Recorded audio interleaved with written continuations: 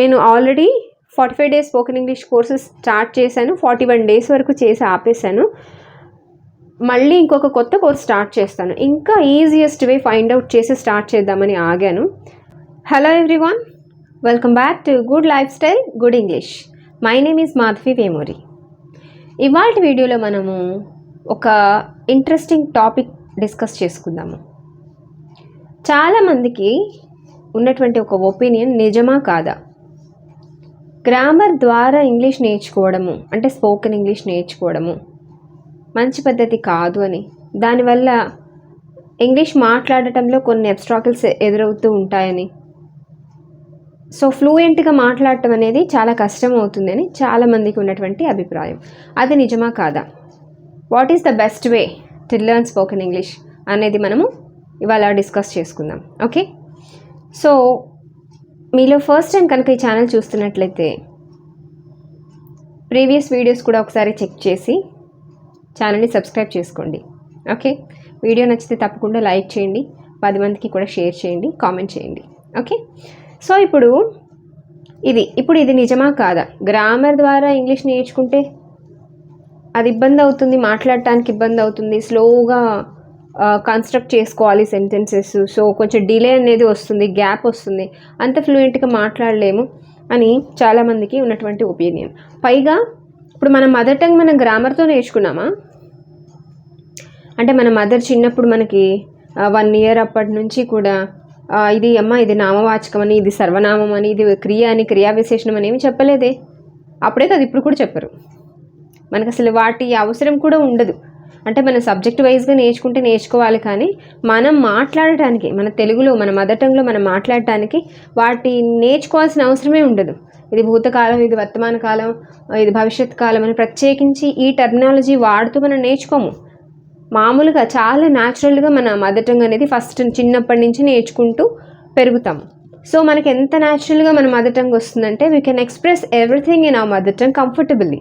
మనం చాలా కంఫర్టబుల్గా మనం ఏదైనా కూడా మన మదర్ టంగ్లో, మన మాతృభాషలో, మన తెలుగులో ఈజీగా చెప్పగలుగుతాము.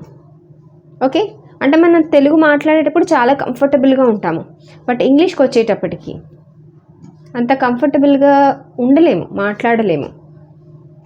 అందులోనూ ఈ గ్రామర్ ద్వారా ఇంగ్లీష్ నేర్చుకోవడం అనేది ఇంకొక అబ్స్ట్రాకిల్గా మారుతోంది చాలామంది ఒపీనియన్ ఇది. ఓకే, సో ఎందుకు అలా అనిపిస్తుంది, అలా ఎందుకు అవుతుంది అనేది చెప్తాను నేను. చూడండి, సో మదర్ టంగ్ నేర్చుకునే విధానం ఎలా ఉంది అసలు? మన మదర్ ఇలా గ్రామర్ టర్మినాలజీ చెప్తూ ఏం చెప్పలేదు, చాలా న్యాచురల్గా నేర్చుకున్నాం. ఎందుకు అలా న్యాచురల్గా నేర్చుకున్నామంటే మన సరౌండింగ్స్లో, మన చుట్టూ ఉన్న వారంతా కూడా, మనము అంటే చిన్నపిల్లలు అప్పటి నుంచి చెప్తున్నాను, ఎవరైనా చిన్నపిల్లల దగ్గర నుంచి తీసుకోండి, లెర్నింగ్ స్టార్ట్ చేసినప్పటి నుంచి, లాంగ్వేజ్ లెర్నింగ్ స్టార్ట్ చేసినప్పటి నుంచి వారి చుట్టూ ఉన్న వారంతా కూడా తెలుగులోనే మాట్లాడుతూ ఉంటారు. ఓకే, వాళ్ళ మదరు, ఫాదరు, సిబ్లింగ్స్, ఫ్రెండ్స్ మొత్తం అందరూ పెరిగే వాతావరణం అంతా కూడా, నైబర్స్ అందరూ చక్కగా తెలుగులో మాట్లాడుతూ ఉండటం వల్ల ఈజీగా వాళ్ళకి ఆ టెర్మినాలజీ తెలిసిపోతుంది. స్టార్టింగ్లో నౌన్స్, ప్రొనౌన్స్ నేర్పిస్తూ ఉంటారు. అంటే ఇదేమో ఇది చైర్, ఇది కుర్చీ, ఇది బల్ల, ఇది పెన్ను, ఇదేమో అన్నము, ఇది కూర, ఇది పప్పు అని చెప్తూ ఉంటారు. ఇదిగో ఇది తలుపు, ఇది ఒక పుస్తకము. ఇలా మనకి ఫస్ట్ నౌన్స్ అన్నీ పరిచయం చేస్తూ ఉంటారు. దాని తర్వాత వెర్బ్స్ పరిచయం చేస్తారు. ఎలాగా? ఏదైనా వస్తువు కింద పడిపోతే, అయ్యో కింద పడిపోయింది, పడేసావా, పట్టుకున్నావా, నీకు కావాలా, నువ్వు తీసుకుంటావా, ఇలా మనకి తెలియకుండానే మనం కూడా అలాగే చెప్తాం పిల్లలకి. ఇప్పుడు పిల్లలకి మనం ఎలా చెప్తాం, చిన్నపిల్లలకి ఎవరికైనా సరే, నీకు కావాలా, నువ్వు తీసుకుంటావా, తీసుకోవా, వద్దా, నీకు తింటావా, తినేసావా, ఆల్రెడీ తింటూ ఉన్నావా, ఇలా మనము తెలియకుండానే మనం టెన్సెస్ వాడుతూ ఉంటాము. ఓకే, పార్ట్స్ ఆఫ్ స్పీచ్ వాడుతూ ఉంటాము. గ్రామర్ పార్ట్ అంతా మనం యూజ్ చేస్తూనే చెప్తూ ఉంటాము. సో గ్రామర్ లేకుండా ఏ భాష ఉండదు. కాకపోతే అది మనము ఆ రూట్లో కాకుండా న్యాచురల్గా చెప్తూ ఉంటాము. సో అక్కడ కూడా మనము తిన్నావా, తింటున్నావా, తింటావా, కావాలా, వద్దా, ఇవన్నీ కూడా మనకి గ్రామర్లో వన్ ఆఫ్ ద పార్ట్స్. వాటికి మనం పేర్లు పెట్టుకొని ఇది ఈ టాపిక్ మనము ఇది ఇలా నేర్చుకోవాలి అని మనం ఇంగ్లీష్లో నేర్చుకుంటూ ఉంటాము. తెలుగులో అయితే అవసరం ఉండదు. ఎందుకు? న్యాచురల్గానే వాళ్ళు ఫస్ట్ నుంచి అదే వాతావరణంలో బార్న్ అండ్ బ్రాటప్ అదే వాతావరణంలో కాబట్టి తెలుగు ఈజీగా వచ్చేస్తుంది. సో ఇంగ్లీష్కి వచ్చేటప్పటికి మనకి అలాంటి వాతావరణం ఉండదు. అంటే ఎలాంటి వాతావరణం? మన చుట్టూ ఇంగ్లీష్ మాట్లాడే వాళ్ళు ఉండరు. అంటే ఎక్కువగా మనం ఇంగ్లీష్ వినేటువంటి లిజనింగ్ హ్యాబిట్ అనేది మనం కోల్పోతాము. అలాగే మనకి మాట్లాడేటువంటి అవకాశం కూడా చాలా తక్కువగా ఉంటుంది. మోస్ట్లీ చాలామందికి ఇది ఉండదు. ఓకే, దానివల్ల మనము ఇంగ్లీష్లో ఒక అడుగు వెనక్కి వేసి ఉండాల్సి వస్తుంది. మనం ఇంగ్లీష్ నేర్చుకోవాలంటే గ్రామర్ మీద డిపెండ్ అవ్వాల్సినటువంటి పరిస్థితి ఉంటుంది. సో ఇలాంటి పొజిషన్లో ఉన్నప్పుడు, ఇలాంటి స్థితిలో ఉన్న వారందరికీ కూడా ఖచ్చితంగా this is the best way. What is the way? Grammar. That is the best way to learn English. Grammar is the way to learn English. Okay, so ఖచ్చితంగా గ్రామర్ నేర్చుకుంటూ ఇంగ్లీష్లో మాట్లాడటం నేర్చుకోవాలి. అంటే గ్రామర్ నేర్చుకునే విధానం ఎలా ఉండాలి? మనం ఇంగ్లీష్లో మాట్లాడటానికి అనుకూలంగా ఉండే విధంగా మనం గ్రామర్ నేర్చుకోవాలి. ఓకే, సో ఏ గ్రామర్ నేర్చుకోవాలి? ఇంకొకటి ఏంటంటే, గ్రామర్ నేర్చుకుంటూ ఇంగ్లీష్లోనే మాట్లాడటం నేర్చుకోవాలంటే, సో ఈ సెంటెన్స్ ఇలా కన్స్ట్రక్ట్ చేయాలి. ఫస్ట్ సబ్జెక్ట్ ఉండాలి, ఇదిగో ఈ వెర్బ్ ఉండాలి, ఇక్కడ ఆబ్జెక్ట్ ఉండాలి, మధ్యలో ఇక్కడ ఈ హెల్పింగ్ వెర్బ్ ఉండాలి, ఇటువంటి సిచ్యువేషన్లో ఈ హెల్పింగ్ వెర్బ్ ఉండాలి, మరో సిచ్యువేషన్లో హెల్పింగ్ వెర్బ్ మారిపోవాలి, ఇలా మోడల్ వెర్బ్స్ వాడాలి. ఓకే, సో ఇలాంటి పరిస్థితి గందరగోళంలో మనం ఈ గ్రామర్ నేర్చుకుంటూ మాట్లాడాల్సి వచ్చేటప్పటికి అక్కడ మనం తెలుగులో ఒక వాక్యం అనుకొని దాన్ని ఇంగ్లీష్లోకి ట్రాన్స్ఫర్ చేసుకొని, ఓకే, మళ్ళీ మనం అవుట్పుట్ ఇవ్వబోయేటప్పటికి కొంచెం టైం పడుతుంది. సో అక్కడ గ్యాప్ అనేది వస్తుంది. సో ఫాస్ట్గా ఫ్లూయెంట్గా మాట్లాడటం అనేది రాదు. సో ఇది కూడా ఓకే, ఇది కూడా యాక్సెప్టబుల్లే. బట్ ఎప్పుడు? మనకి ప్రాక్టీస్ లేనప్పుడు. మనం నేర్చుకుంటున్నాం, గ్రామర్ అంతో ఇంతో వచ్చు, నేర్చుకుంటున్నాము, పర్వాలేదు. ఏదన్నా ఒక కాంపిటేటివ్ ఎగ్జామినేషన్ వేలోనో, లేదంటే మరి ఏ విధంగా స్కూల్లో కానీ కాలేజ్లో కానీ ఎగ్జామ్స్ అప్పుడు మనకు ఆ గ్రామర్ ఉపయోగపడుతుంది. మనం అక్కడ మార్క్స్ వస్తాయి. మనకి కొండ గుర్తులు కొన్ని చెప్తూ ఉంటారు, దాని ద్వారా మనకి మార్క్స్ వస్తూ ఉంటాయి. ఓకే, బట్ మనకి మాట్లాడటానికి అది పనిచేయదు. ఎందుకంటే మనం ప్రాక్టీస్ చేయం కాబట్టి. ఎలా ప్రాక్టీస్ చేయాలి చెప్తాను. మనం grammar spoken English point of వ్యూలో నేర్చుకున్నటువంటి వాటిని ఎవ్రీడే లైఫ్లో మనం ఇంప్లిమెంట్ చేయాలి. అంటే వాటిని, ఆ టర్మినాలజీ మనం యూజ్ చేస్తూ ఉండాలి. ఆ sentence construction of the sentence అది మనం అలవాటు పడాలి. తెలుగులో అనుకొని ఇంగ్లీష్లోకి ట్రాన్స్ఫర్ చేసుకోవడం కాకుండా డైరెక్ట్గా మనం ఇంగ్లీష్లోనే అనుకోవడానికి, మనసులో కూడా ఇంగ్లీష్లోనే డైరెక్ట్గా ఆ మాట అనుకోవడానికి అలవాటు పడాలి. అలా ఎలా అలవాటు అవుతుంది? Because of practice makes a man perfect.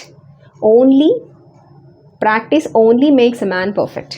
Practice మాత్రమే మనని పర్ఫెక్ట్ చేస్తుంది. ఫర్ ఎగ్జాంపుల్ ఇంకొక చిన్న విషయం చెప్తాను.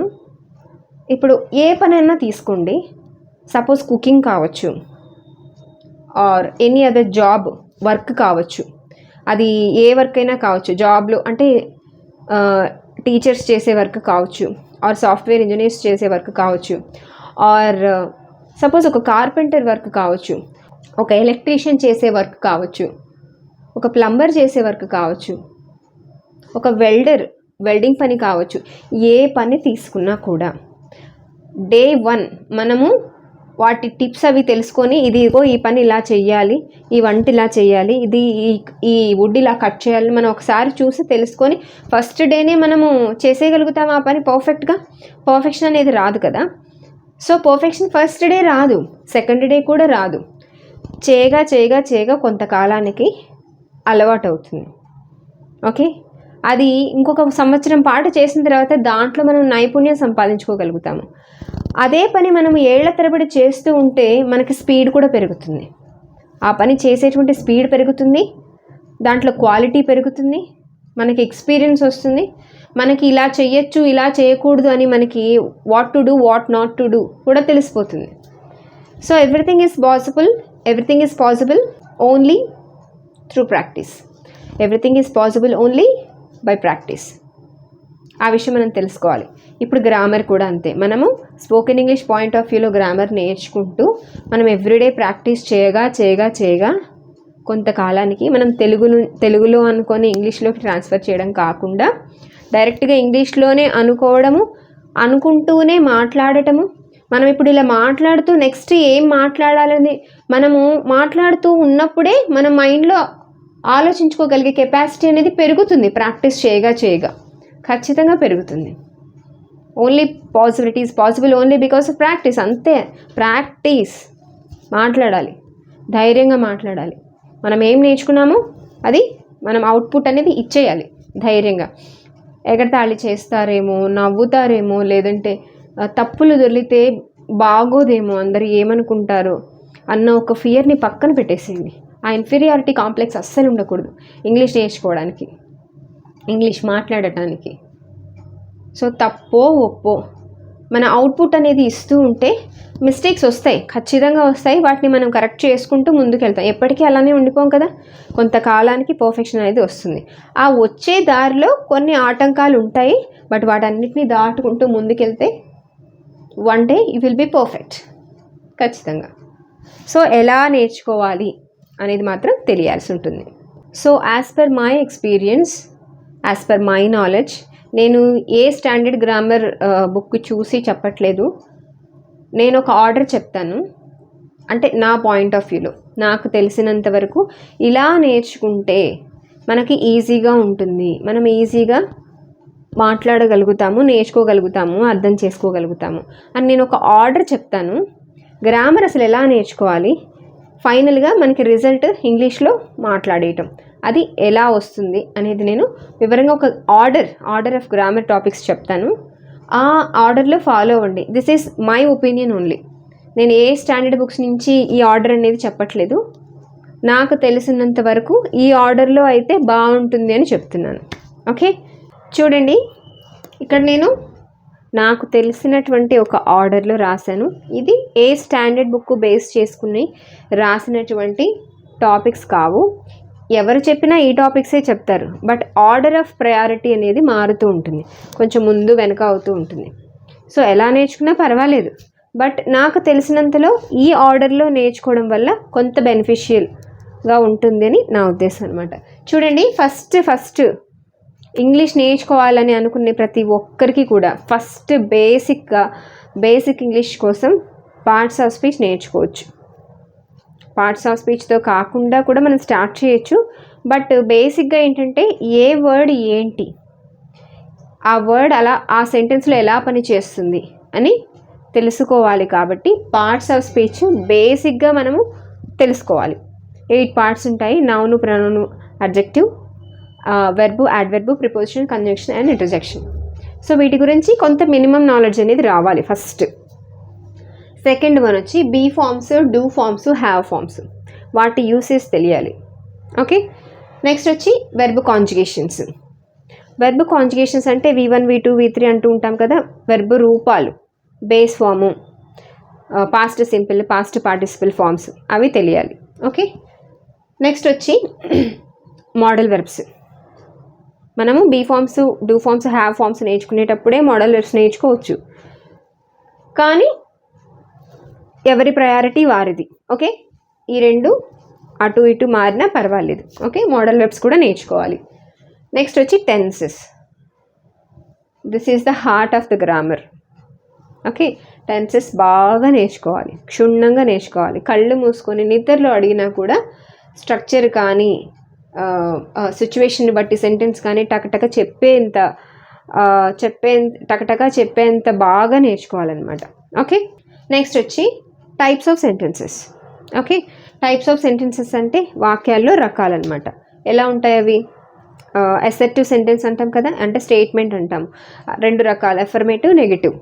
ఓకే, నెక్స్ట్ వచ్చి imperative, interrogative, exclamatory sentences, types of sentences అంటాం. అవి తెలుసుకోవాలి. అప్పటికే మీకు కొంత ఐడియా అనేది వస్తుంది. టెన్సెస్ నేర్చుకున్నప్పటికీ మీరు ఇంటరాగేటివ్ సెంటెన్స్ అన్నీ కూడా మీరు ఇక్కడ నేర్చుకోవచ్చు టెన్సెస్లో. దాని తర్వాత టైప్స్ ఆఫ్ సెంటెన్సెస్ నేర్చుకున్న తర్వాత ఇంకా పూర్తి క్లారిటీ వస్తుంది. ఓకే, నెక్స్ట్ వచ్చి voice, active voice, passive voice. Active voice, passive voice, this topic plays a major role in English language. Next వచ్చి reported speech. Every topic is very important. ఏది తక్కువ కాదు ఎక్కువ కాదు, అన్నీ కూడా ఇంపార్టెంటే. రిపోర్టెడ్ స్పీచ్ ఖచ్చితంగా నేర్చుకోవాలి. ఇఫ్ కండిషనల్ క్లాజెస్ అంటాం, నేర్చుకోవాలి. నెక్స్ట్ కంజంక్షన్స్ అంటే ఇక్కడ మనకి ఆల్రెడీ పార్ట్స్ ఆఫ్ స్పీచ్లో కంజంక్షన్ అనేది చిన్న ఇంట్రడక్షన్ అనేది ఇవ్వడం జరుగుతుంది. ఓకే, సో మళ్ళీ ఇంకొకసారి కంజంక్షన్స్ పట్టుకోవాలి. లింకింగ్ వెర్బ్స్ లాగా మనం ఎలా వాడుతూ ఉంటామో ఆ నాలెడ్జ్ కూడా ఉండాలి. అంటే రెండోసారి మళ్ళీ మనం కంజంక్షన్స్ నేర్చుకోవాలి. మర్చిపోతాం ముందు టాపిక్స్, ఇక్కడ మనము కొంచెం డెప్త్గా నేర్చుకోవాలి. నెక్స్ట్ వచ్చి యాడ్జెక్టివ్స్, యాడ్వర్బ్స్. ఇవి కూడా మనకి పార్ట్స్ ఆఫ్ స్పీచ్లో వస్తాయి.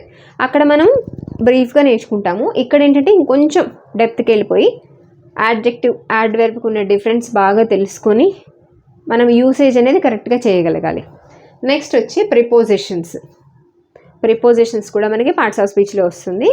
కానీ ఇక్కడ ఎక్సర్సైజ్ అనేవి బాగా పడాలి. Prepositions exercise, fill in the blanks బాగా చేయాలి. నెక్స్ట్ వచ్చి ఫ్రేజల్ వెర్బ్స్. ఓకే, ఇదేంటంటే ఇక్కడ దాకా వచ్చామంటే మనం చాలా మెట్లు ఎక్కేసినట్టే. ఇక్కడ వరకు నేర్చుకొని కూడా మీరు ఫ్లూయెంట్గా ఇంగ్లీష్ మాట్లాడచ్చు. ఓకే, బట్ మన ఫ్రేజల్ వెర్బ్స్కి వచ్చిన దగ్గర నుంచి ఇంకొంచెం అడ్వాన్స్డ్ సెక్షన్కి మనము ట్రాన్స్ఫర్ అయినట్టు, కొంచెం డెవలప్, ఒక మెట్టు ఎక్కినట్టు అనమాట. సో ఫ్రేజల్ వెర్బ్స్ తర్వాత ఇడియమ్స్, ఫ్రేజెస్, ప్రోవెర్బ్స్, ఇవి నేర్చుకోవడం అంటే వీటిని బాగా గుర్తుపెట్టుకోవాలి. ఇక్కడ దాకా వచ్చేసరికి మనకి మంచి మెమరీ ఉండాలి, బాగా గుర్తుపెట్టుకోవాలి, బాగా ప్రాక్టీస్ చేయాలి. వాటిని మనము ట్రై చేస్తూ ఉండాలి, చెప్తూ ఉండాలి. Advanced English vocabulary, this is the last stage of learning English అనమాట. లాస్ట్ అంటే లాంగ్వేజ్కి ఎక్కడ ఫుల్ స్టాప్ ఉండదండి, ఎక్కడ ఫుల్ స్టాప్ ఉండదు. మనం ఎంత నేర్చుకున్నా సరే ఇంకా నేర్చుకోవాల్సింది ఎంతో కొంత ఉంటూనే ఉంటుంది. కాకపోతే మనం చాలా దూరం వెళ్ళినట్లు అవుతుంది. మన డ్రీమ్ని చాలా వరకు మనం ఫుల్ఫిల్ చేసుకున్నట్టే. Okay, so advanced English vocabulary అంటే సినానిమ్స్, యాంటోనిమ్స్ ఇంతటితో ఎండ్ అవ్వలేదు. బట్ చాలా వరకు మనము నాలెడ్జ్ గెయిన్ చేసిన వాళ్ళం అవుతాం. మనం ఇంకా చాలా బెటర్గా ఇంగ్లీష్లో మాట్లాడగలుగుతాం ఇంతవరకు. ఓకే, సరిపోతుంది. మీకు ఇంకా కావాలి అంటే అక్కడ వరకు వెళితే నెక్స్ట్ ఏం చేయాలో మీకే తెలుస్తుంది. కానీ మీరు బాగా గుర్తుపెట్టుకోవాల్సింది ఏంటంటే, ఏ టాపిక్ ఆ టాపిక్ మీరు వరుసగా నేర్చుకునేటప్పుడు ప్రతి టాపిక్ కూడా నేర్చుకుంటూ మీరు ప్రాక్టీస్ ఎక్కువ చేయాలి. ఎలా ప్రాక్టీస్ చేయాలి? మీరు నేర్చుకున్నటువంటి అంశాలన్నింటి కూడా మీరు అవుట్పుట్ ఇస్తూ ఉండాలి, అంటే మాట్లాడుతూ ఉండాలి. మీరు మాట్లాడేటప్పుడు వాటిని ఇంక్లూడ్ చేస్తూ ఉండాలి.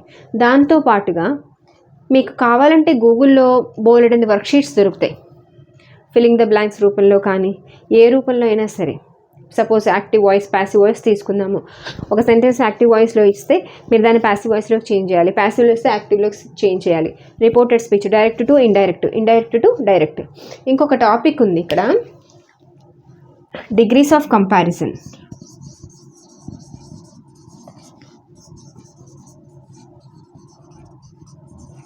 ఇది నేను మర్చిపోయాను. మీరు ఇది ఎక్కడ ఇంక్లూడ్ చేయొచ్చు? ఎక్కడైనా ఇంక్లూడ్ చేయొచ్చు. మీరు ఇక్కడ రిపోర్టెడ్ స్పీచ్, ఇఫ్ క్లాస్ తర్వాత డిగ్రీస్ ఆఫ్ కంపారిజన్కి వచ్చేయచ్చు. ఓకే, నేను మర్చిపోయాను రాయడము. డిగ్రీస్ ఆఫ్ కంపారిజన్ కూడా చాలా ఇంపార్టెంట్, స్పోకెన్ ఇంగ్లీష్లో చాలా అవసరం అది. ఓకేనా? కాకపోతే స్టార్టింగ్లో అది మనకు అర్థం కాదు, ఇక్కడ వరకు వస్తే వీ కెన్ ఈజీలీ అండర్స్టాండ్. మీకు బోల్డ్ అండ్ వర్క్షీట్స్ దొరుకుతాయి గూగుల్లో. సో వాటిని చేయడం ద్వారా చేయగా స్పీడ్ అనేది పెరుగుతుంది. ఆటోమేటిక్గా మన బ్రెయిన్లో ఇంగ్లీష్లోనే సెంటెన్స్ కన్స్ట్రక్షన్ అనేది ఫాస్ట్గా జరిగిపోతుంది. మాట్లాడుతూ ఉండగానే నెక్స్ట్ సెంటెన్స్ ఏంటి అని ఆలోచించుకునే అవసరం లేకుండా సబ్కాన్షియస్గా మనకి వచ్చేస్తుంది. అలా రావాలి అంటే వీటన్నిటిని కూడా బాగా ప్రాక్టీస్ చేయాలి. ఏదో నేర్చుకున్నామా, మార్క్స్ వచ్చాయా, ఎగ్జామినేషన్లో రాసామా అన్నట్టుగా కాకుండా బాగా మాట్లాడాలి. మనం మాట్లాడితేనే ఇంగ్లీష్ వస్తుంది. ఎంత కాలం రాసినా రాదు. మాట్లాడాలి, దాంతోపాటు వినాలి, బాగా వినాలి, ఇంగ్లీష్ వినాలి. ఎలా వినాలి? మనకు అవకాశం లేదు కాబట్టి మనము యూట్యూబ్లో కానీ టీవీలో కానీ ఇంగ్లీష్ న్యూస్ ఛానల్స్ వినటం ద్వారా, న్యూస్ ఛానల్స్ చూడటం ద్వారా, కొంతమంది ఇంటర్వ్యూస్ చూడటం ద్వారా, ఇంగ్లీష్ ఎక్కువగా వినటం ద్వారా మనకి ఎంత అలవాటు అవుతుందంటే అది చాలా హెల్ప్ చేస్తుంది మనం మాట్లాడటానికి. సో మీరు అది చేస్తే అది ఎంత బాగుంటుందో, మీకు ఎంత హెల్ప్ అవుతుందో మీకు తెలుస్తుంది. ఓకేనా? నేను already 45 days spoken English courses start చేశాను. 41 days వరకు చేసి ఆపేశాను. మళ్ళీ ఇంకొక కొత్త కోర్స్ స్టార్ట్ చేస్తాను. ఇంకా ఈజియెస్ట్ వే ఫైండ్ అవుట్ చేసి స్టార్ట్ చేద్దామని ఆగాను. మీకోసం నేను ఇంకా ఈజియెస్ట్ వేలో నేను ఈ గ్రామర్ టాపిక్స్ అన్నీ ఇలాంటి ఒక మంచి ఆర్డర్లో నేను చెప్తూ మీకు ఇంగ్లీష్ నేర్పించుతాను. ఇంట్రెస్ట్ ఉన్న వాళ్ళు ఖచ్చితంగా వీడియోస్ చూడండి. ఆల్రెడీ 45 డేస్ స్పోకెన్ ఇంగ్లీష్ కోర్సులో నేను చాలా వరకు చెప్పేశాను. అంతవరకు చూసినా కూడా మీరు చాలా వరకు ఇంగ్లీష్ మాట్లాడొచ్చు, కవర్ చేసేయచ్చు. ఓకేనా? గ్రామర్ అనేది చాలా అవసరము, especially those who don't have the opportunity to listen English at their circumstances every day. Okay? Thank you.